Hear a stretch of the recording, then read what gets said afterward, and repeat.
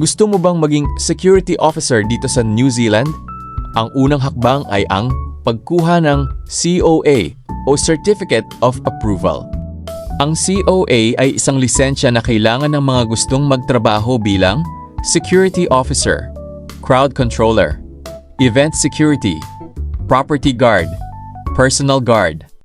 Mga requirements: 1. Valid passport o ID. 2. Visa na may karapatang magtrabaho sa New Zealand. 3.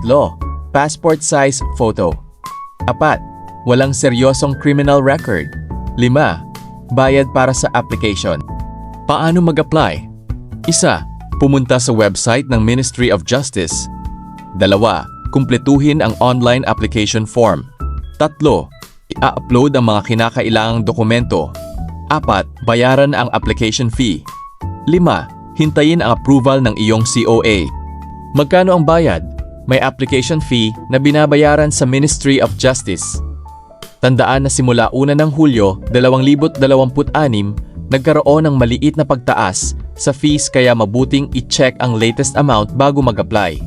Kailangan ba ng training?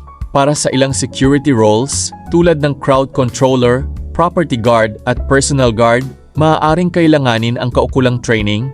Maaari ring mag-apply ng temporary COA habang kumukumpleto ng training. Mahalagang paalala, ang COA ay mandatory para sa karamihan ng security jobs sa New Zealand. Ang pagtatrabaho bilang security personnel nang walang COA ay maaaring magresulta sa multa. Kung pangarap mong maging security officer dito sa New Zealand, simulan mo na ang pagkuha ng iyong COA. Isa itong magandang oportunidad para magkaroon ng stable na trabaho at magandang career path sa security industry.